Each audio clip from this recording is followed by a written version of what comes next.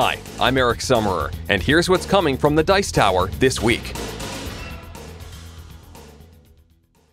Hey folks, welcome to the news for March 11th, 2013.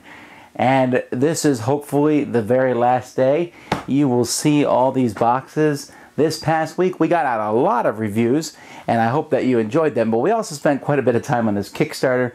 But I see the light at the end of the tunnel, and it's coming close. But let's get to the news, but before we do, I want to say this. Folks, Dice Tower Convention is coming up this July. It's going to be a fantastic time. But the early bird registration ends in 4 days on March 15th. After that, the price goes up. So go to DicetowerCon.com right now and register if you'd like to come. It's a lot of fun.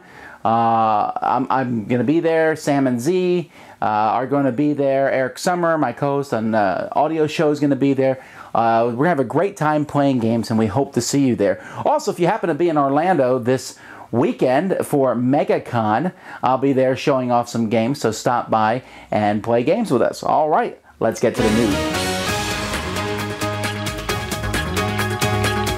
A bit of news this week. Fantasy Flight announced a new deluxe expansion for Netrunner called Creation and Control. Netrunner continues to explode in popularity. Everyone everywhere is playing it, it seems. And several big ticket games have been put up on Kickstarter. One of those is a reprint of an older but very popular German game, is now coming out in English, from Wolfgang Kramer, called Expedition.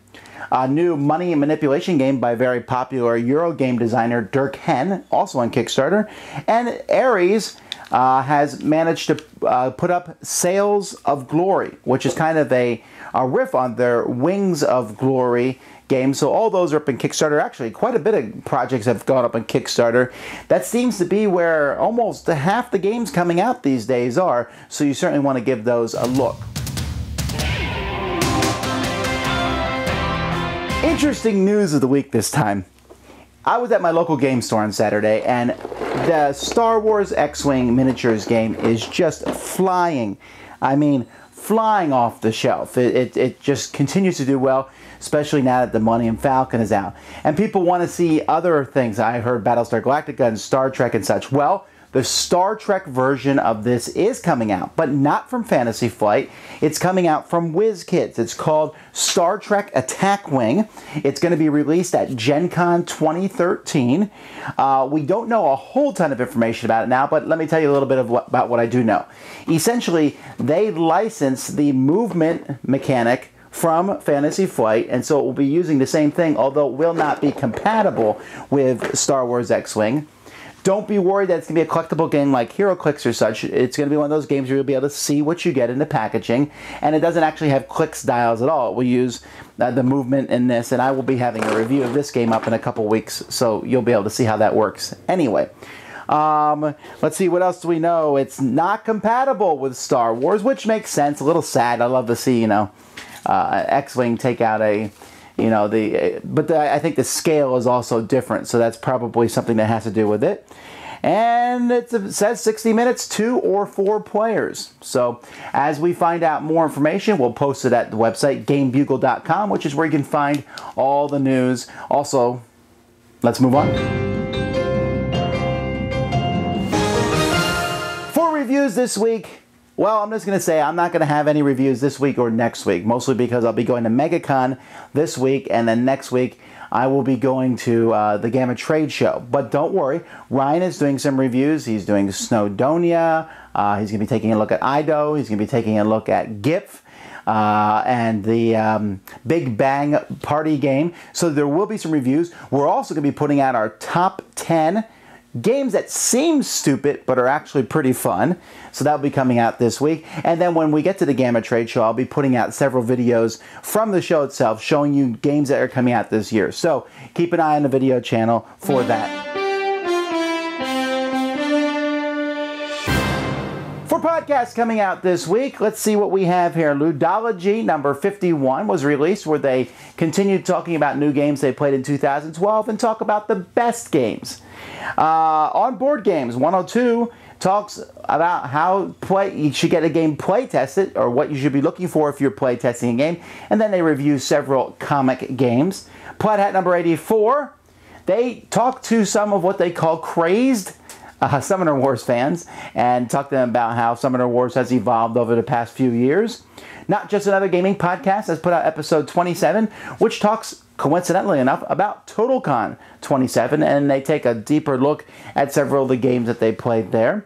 Secret Cabal number 37 does an in-depth review of the fantastic game Suburbia. They also go back and take a re-review of Wiz War. D6 Generation number 121 has Dan Yarrington from Game Salute Games on, and they talk about trade shows. What's the difference between going to a trade show and going to a regular convention? They also do an in-depth review of Clash of Cultures. The Long View takes a look at Dominant Species. This was an episode that has someone on it as Jack Vasel Memorial Fund winner. And then Hex Encounter number 12, they review Red Winter and Winter Offensive, and they also talk about wargame publishers. Which of those do the best job communicating with their customers? And there's a lot today. Rolling Dice and Taking Names is a 5-minute initiative where they do a quick review of Eminent Domain. And then the Dice Tower, we have a podcast coming out this week where I have a potpourri of things to talk about, all sorts of different things, and then we talk about what's the longest stretch that we've gone without playing games and how did we deal with it. And a couple other interesting things, some games. Lots of podcasts. If you're traveling this week, you got plenty to pick from. Not much else to say other than you should be going to Dice Tower Con and signing up right now. Also, check out Dice Tower Network to find out all about our podcasts. Don't forget, Remy Gibson, 3 times a week, does a show on the Board Gaming News, a 5 to 10-minute audio podcast you can download and keep up to date with your news almost practically every other day. Other than that, I hope you all are having a fantastic end of winter. Spring is in sight, folks. It's already here in Florida. I hope to see some of you soon. Tom Vasel signing out. Find all this and more at Dicetower.com. See you soon. When there's so much entertainment in the world, I don't know why anyone would choose the Dice Tower.